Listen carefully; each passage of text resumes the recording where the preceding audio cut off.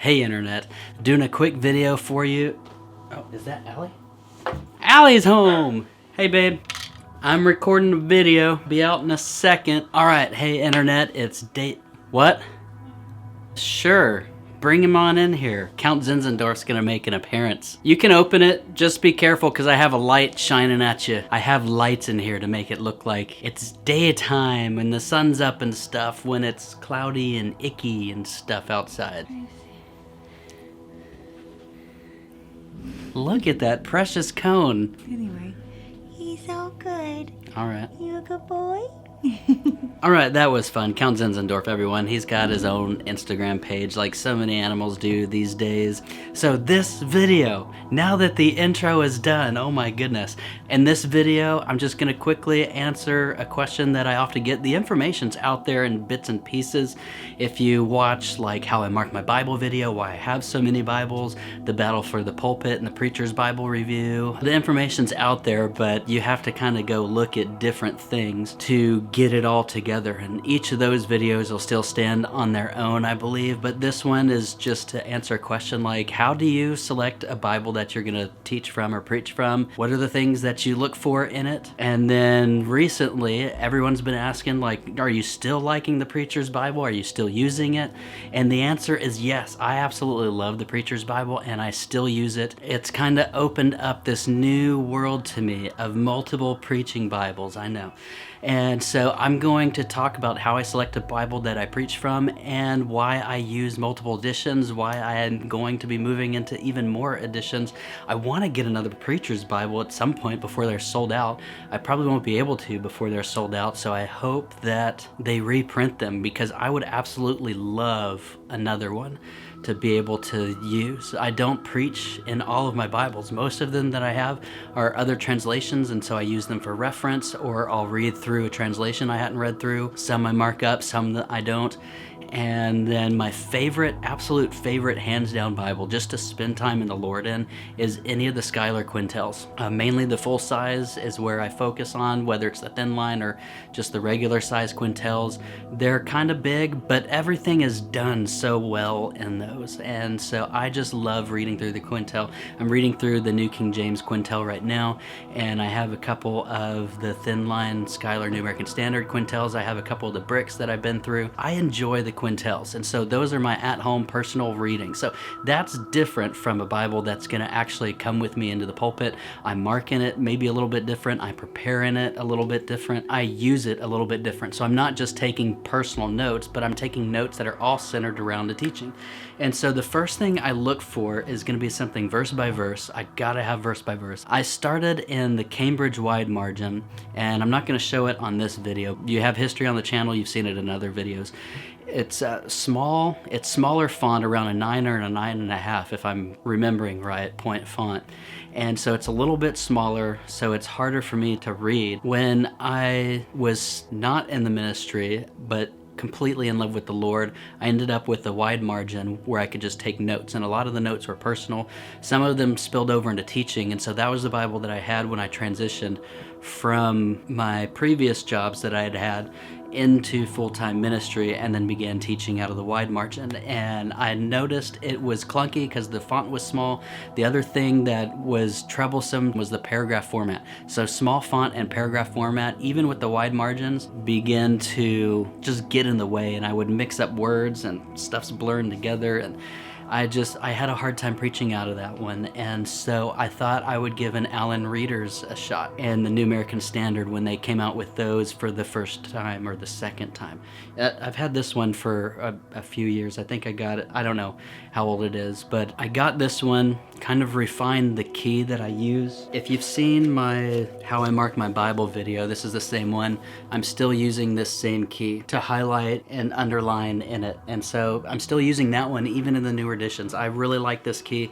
It suits me well, suits my style well, suits my understanding very well. At the same time, gives room to grow outside my current understanding or continue to refine it, add to it. Anyway, this one was bigger font, but then it's verse by verse. So I'm not losing verses and I'm not losing my place in the middle of a paragraph and then having to track through the paragraph to find the small verse number. But the verse numbers are very pronounced, just right there, like, hey, bam, I'm a new verse right here. And so I don't prefer that when I'm at home reading, but when you're in the pulpit teaching, and again, I don't feel like I have time to waste in the pulpit. And so I want to be just bam, bam, bam, bam, bam, kind of similar to how I am with the videos, maybe a little bit slower than I am with the videos, because sometimes I have to think more on my feet and I don't have the opportunity to edit myself in the pulpit. The verse by verse really helps me speed up and not get lost in the jumbled up verses, and so that is key. It's huge.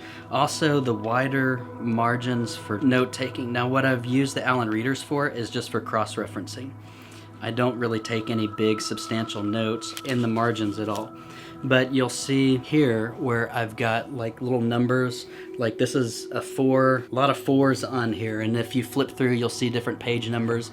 And so in the back, in the notebook paper, I've numbered everything, so that's actually a key that actually signals me in the back with all the notebook paper so that I can go read the notes that I have taken. And so there's page 4 with some of the stuff that I was pointing out in Revelation as well, and my bigger notes on this. So when I'm preaching, I can even throw a tab back here to my notebook paper and have access to my notes, which has been fantastic. And so I love that I can write bigger notes in here. There is 40 pages of lined notebook paper, and I like the notebook paper in the Allens. They do a really good job. And I like the smaller lines, so it forces me to write smaller and condensed in there, but I can still read it. My handwriting matches the font size of the Bible, which is nice. I've been using this one for a few years now, and then the John MacArthur Preacher's Bible came out, and it looked very interesting to me. And so the next one that I have that I preach from, which I will be using tomorrow when we do session 15 on the Sermon on the Mount, and this one is the same thing. It's a single column instead of a double column, but as far as the things that I look for, verse by verse, big bold font, is here in the Preacher's Bible. And then you have these nice margins to take pretty good notes in. And so this has been a dream to preach from. And those of you who have been asking for an update on how I like the Preacher's Bible, these pages are such a pleasure to write in. I feel like my microns and my highlighters just glide across the paper. But then here's like the genius thing. It doesn't smear. And I'm left-handed. I really, really enjoy writing with it. Yes, it's big. Yes, it's heavy. Yes, the cover seems a little bit disproportionately soft for how heavy this thing is, but it stayed together nicely. And I've preached from it a bunch for not having it that much. I've been alternating back and forth, and so this has kind of showed me the value in having multiple editions that I preach from. And here's what I mean. I'm going to turn to Matthew chapter 5. I've been in a series on the Sermon on the Mount for 9 or 10 months now, and it's been so much fun. And we're just now getting to Matthew 5:21 through 26 will be session 15.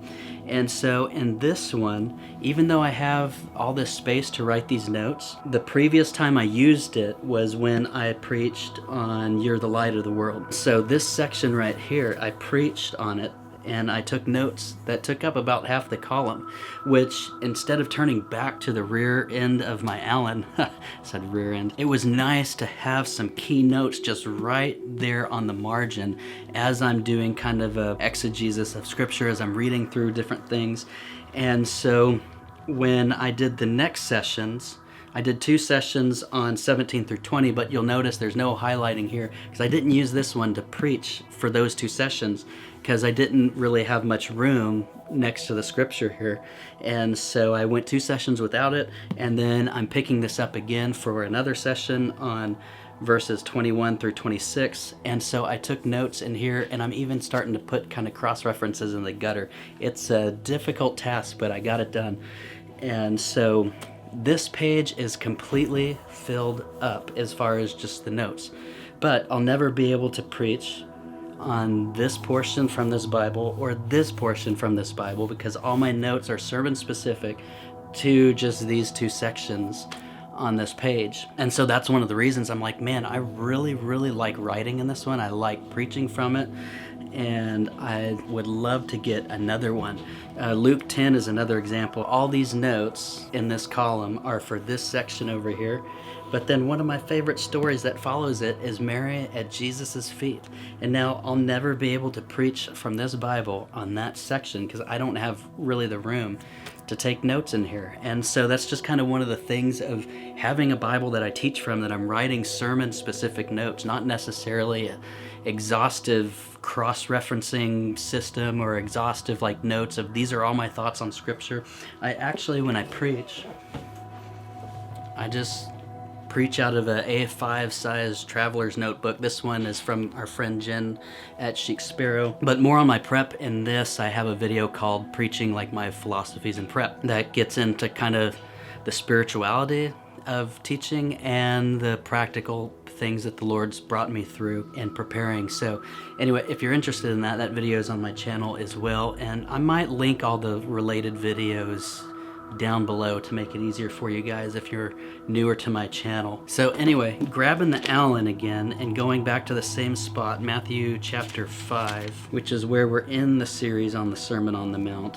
And it was nice because here I only have so much room to cross-reference on the sides that I was running out of room in these margins too. So being able to alternate between editions, even though each one kind of has its own strengths, I love not being able to be limited by my notes with the notebook paper in the back here, and because I can write as much as I want, but still it's just another page to turn to get over there. It's nice in the Preacher's Bible to have it right there. But my main point in this video and why I'm teaching through so many Bibles, and I think I'm going to end up with another, Allen's coming out with their new American Standard Readers again at the beginning of the year, I think I saw, and so I'm probably going to pick up another one of these, and I would love to get a hold of another one of these so that I can keep alternating, writing sermon specific notes in the different editions, and then that way I'm not pressed for room or having to condense stuff, but then I have the freedom to take sermon specific notes in the editions that I'm using. So right now these two are rotating about every 2 to 3 sessions, especially as I'm not much of a topical preacher. I like focusing on just going line by line through big sections. And so if you're an expositional guy like me, then maybe this helped. And just even those at home that are writing in their Bibles, spending time with the Lord for themselves, because this is where this starts. I talk to a lot of guys who want to get into ministry, and a lot of the thoughts are, you know, I don't have time to pray right now. I don't have time to study. I don't have time to read. I don't have time to take notes. I don't have time to write on my Bible. I don't have time for all of this. And honestly, if I can be frank, I don't buy that. And then again, the thought is, you know, once God puts me in full-time ministry or lets me be a pastor or lets me do one of these things, then I'll give myself to these things. And I would submit to you, like, he doesn't put you in that place because you're not making those things a priority right now.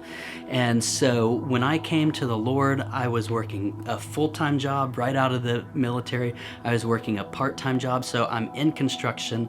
I'm throwing freight at Home Depot from 8 to midnight, construction during the day, donating plasma in between, and I'm a part-time college student trying to finish my degree. When I fell head over heels in love with the Lord, I found time. You make time for the things that are important to you. And so that I don't buy the excuse I don't have time. I don't know why I got off on that. Maybe that will encourage and spur someone on to like quit waiting for your opportunity in ministry and give yourself fully to it now. And so these are the things like that I was giving myself to before the Lord moved me into the position I'm in now in full-time ministry. And so anyway, make these things a priority now. Make Bible study a priority now. Make prayer a priority now. But anyway, I'm getting off topic for this video, aren't I? But anyway, multiple Bibles to preach from. I hope this helped, and if you guys have any other questions, please let me know. And if you like the music playing underneath, this is from my new album called Of the Cross that's available at forloveoftheword.bandcamp.com, where you can download this album and then all the work that I've done, whether it's the audio Bible or other just instrumental albums to have in the background. And then as always, if you like the work of the channel and want to support the ministry on the channel and here locally, you can visit me over on Patreon and support the ministry for as little as $2 a month, and then get access to other types of videos and music and audio Bible stuff, and I'll link those in the description as well. Y'all have a great day. Thanks again for watching. Bye.